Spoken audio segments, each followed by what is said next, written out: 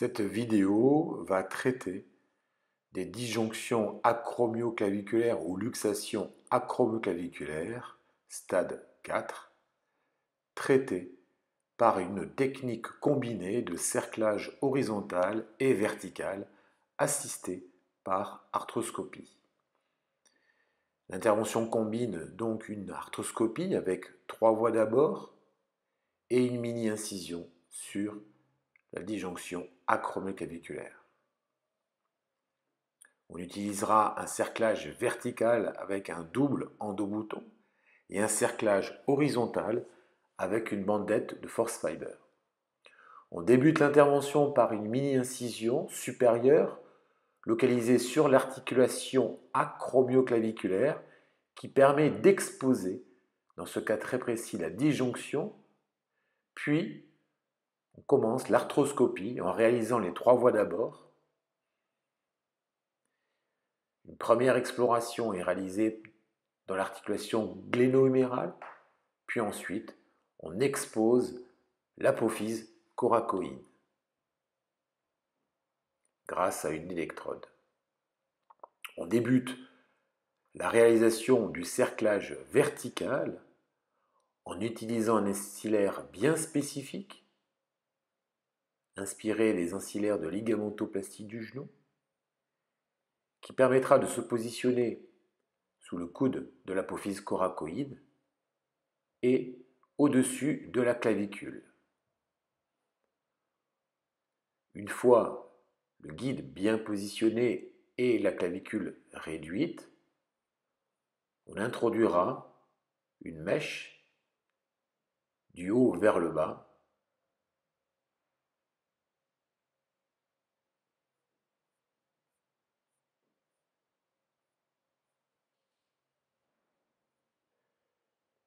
puis une tarière sera introduite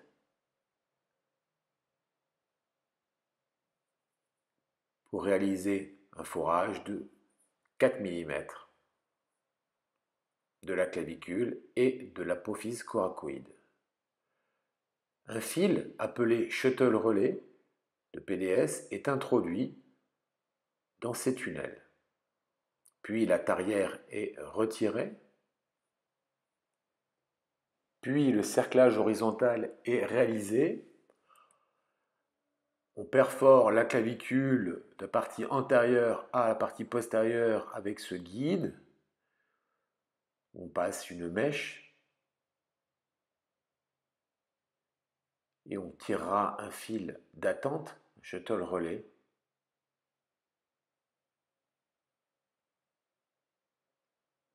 Ensuite, on réalise un tunnel de l'acromion, de la partie latérale vers la partie médiale, de manière percutanée.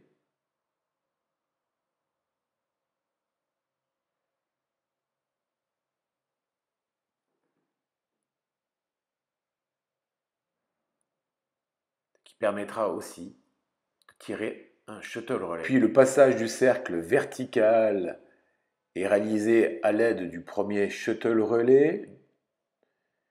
Il est passé étracté du bas vers le haut, donc de l'apophyse coracoïde vers la clavicule, et on passe ce double endobouton.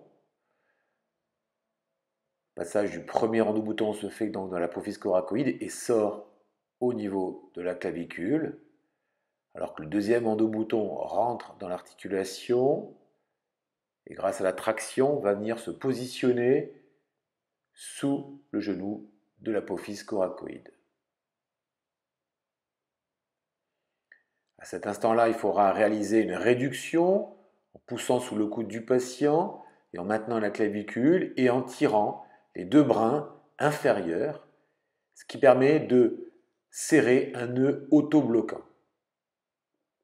Une fois la réduction assurée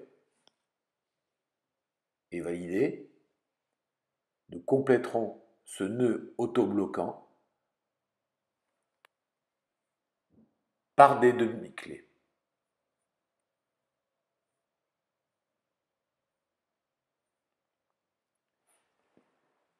évidemment, il faudra s'assurer de la bonne réduction et de la bonne position et de la bonne tension de ce cerclage vertical avant de le couper.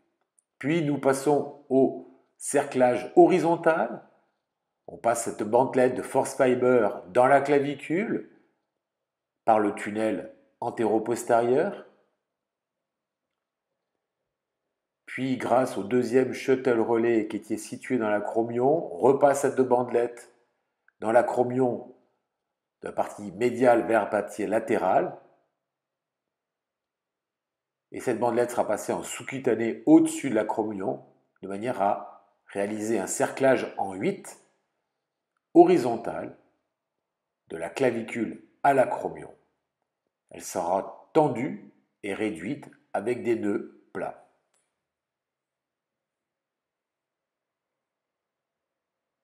Une fois la réduction assurée, on referme la chape deltotrapézienne. Le contrôle radiologique montre une parfaite réduction. La rééducation débute dès le lendemain de l'intervention. Les patients sont immobilisés dans une attelle coude au corps en rotation interne durant 3 semaines. Il faut compter 6 à 8 semaines de rééducation pour retrouver une mobilité articulaire satisfaisante, en associant bien évidemment des mouvements d'auto-rééducation.